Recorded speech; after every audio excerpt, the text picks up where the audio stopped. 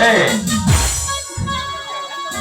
এক কথায় আমার এই নন্দীপুর রাজ্যটা যেন একটা মহা শ্মশানে পরিণত হয়েছে। অপরাধ না হলে বাবু আপনাকে রাজকুমার বিদ্রোহের পিতা, তা না হলে আরো যত সুন্দর হতো শীঘ্রই আমাদের বিরুদ্ধে যুদ্ধ ঘোষণা করবে। গ্রাম ফাইলে ফেলে সোনার ফসল উৎপন্ন করবে, আর সেই রাশি রাশি উৎপন্ন ফসল রাজার বিলাসী সঞ্চরিত করার জন্য নর্তকীদের ফাইলে তোমায় ভিড়িয়ে দেওয়ার জন্য। কেন? কি আমাদের অপরাধ না হলে তিনি যখন আদেশ করেছেন তখন রাজকুমার আপনাকে বিদ্রোহের পিতা, না হলে মহারাজ যুদ্ধের সময় হতো শীঘ্রই আমাদের বিরুদ্ধে যুদ্ধ ঘোষণা করবে। জায়গিদার জায়গিদার জায়গিদার, হুশিয়ার হুসেন খান পুনরায় কথা উচ্চারণ করবে না। এই কথা শুনলে আমার ধমনী রক্ত টকবক করে ফুটে উঠে। এই কথা শুনলে আমার পিতা মাতার অপমানিত কিনিত চিত্ত আমার চোখের সামনে ভেসে ওঠে। মনে হয় তাম দুনিয়ার বুকে আমি একজন গৃহীত লাঞ্ছিত অজ্ঞাবাহী দাস মাত্র। আমার নন্দীপুরের প্রচার আপনাকে তাই মনে করে পিতা। না, আর হবে না হুসেন। আজ থেকে নন্দীপুর পরাধীনতার শৃঙ্খল মোচন করবে। আজ থেকে নন্দীপুর হবে চির স্বাধীন, আর তার স্বাধীন কর্তার নাম হবে এই সুলতান মোহাম্মদ দাউদউদ্দিন দাউদ খান। এই তোর বাড়ি স্পর্শ করে আমি শপথ করে বলছি পিতা, নন্দীপুরকে রক্ষা করতে হুসেন কা জান দেবে তবে জোর দেবে না। যাও হুসেন, তামাম নন্দীপুরে গিয়ে তুমি ঘোষণা করে দাও যে আজ থেকে আমরা কাউকে রাজা বলে স্বীকার করবো না, আর আমরা কারো না। আর যদি কেউ জোরে করে রাজকর আদায় করতে আসে তাহলে তাকে জীবনে শেষ করে দেবে। তাই হবে পিতা, তাই হবে। আপনার এই আদেশ আমি সারা রাজ্যে ঘোষণা করে দেবো। আমি আরো ঘোষণা করে দেবো আজ থেকে নন্দীপুর হবে চির স্বাধীন, আর তার সমস্ত প্রজা হবে এই স্বাধীন দেশের স্বাধীন নাগরিক, স্বাধীন নাগরিক। কাজটা কিন্তু ভালো হলো না জনাব। কেন মাখর খান এত বড় একটা রাজশক্তির বিরুদ্ধে বিদ্রোহ ঘোষণা করাম, কাজটা যেন ভালো হলো না জনাব। কেন মাখর খান? রাজা উদয় সিংহ আর কালকে তো পায়ে এই নন্দীপুরে দখলদার কলিজার খুল শুকিয়ে গেল নাকি?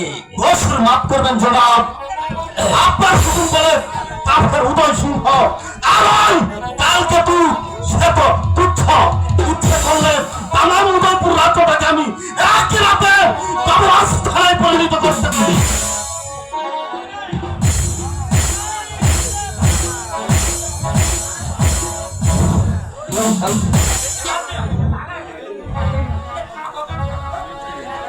সেদিন তুমি কোথায় ছিলে বীর পুরুষ?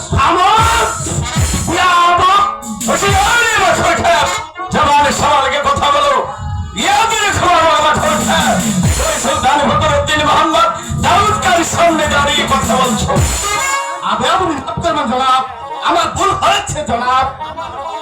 তারপর বলো বৃদ্ধ, কি তোমার অভিযোগ?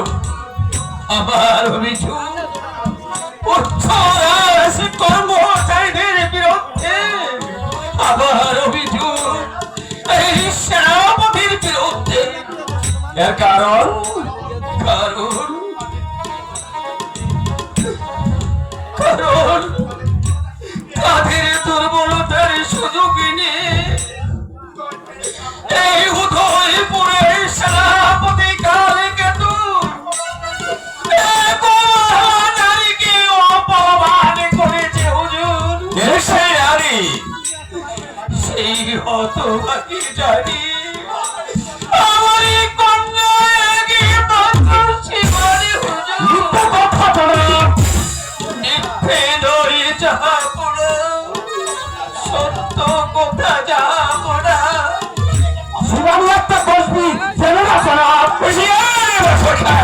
জবান সওয়ালকে কথা বলো, নইলে সুলতান দাউদ খান। আমি আপনার গোলামের গোলাম জনাব।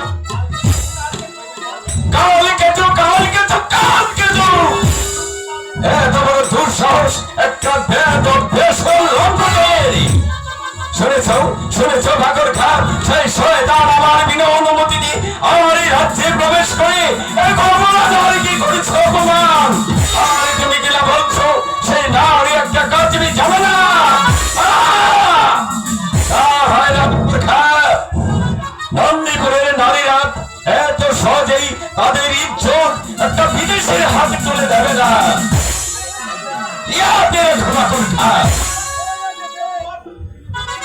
পুনরায় যদি কোন বৈদেশিক সৈন্য আমার দেশের নারীর প্রতি হাত বাড়াই তবে তাকে হত্যা করে ওই শিকার কুকুর দিয়ে তাদের জন্য নিক্ষেপ করবে। আপনার হুকুম এবার না জান দিয়ে আমি করতে জনাব। তোমার নাম কি বৃদ্ধ?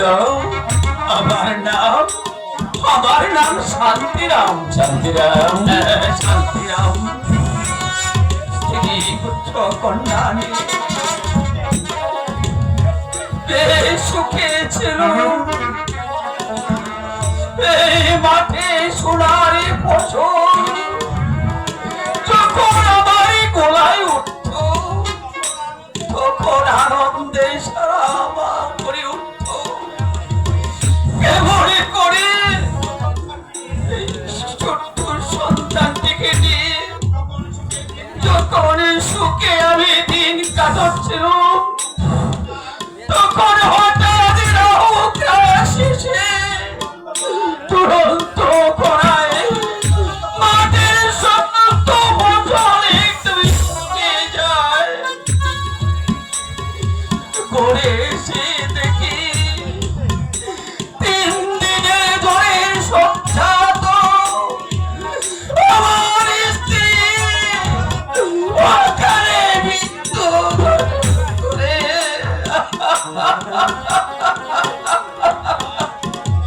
তারপর বলো মৃত্যু। তারপর শিশু পুত্র সুজন ওই কন্যা শিবানীকে নিয়ে এই ভিক্ষায় চুলি কাঁধে করে নিয়ে এই পথে পথে চলি।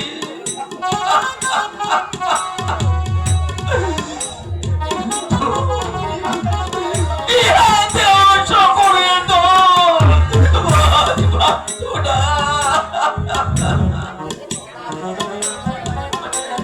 হঠাৎ সেদিন উদয়পুরের কালকেতু দেব মন্দিরে পূজার তোড়াতে আমার কন্যা শিবানীকে আক্রমণ করেছে। এই বিচার করুন হুজুর, এই বিচার করুন। ঠিক আছে শান্তিরাম, আমি তাই করব। আমি এর উপযুক্ত বিচারই করব। নন্দীপুরের যে কোনো নারীর উপর সেই শয়তান যদি হাত বাড়াই তাহলে আমি তার কঠোর বিচার করব। ভগবান ভগবান আপনার মঙ্গল করুক।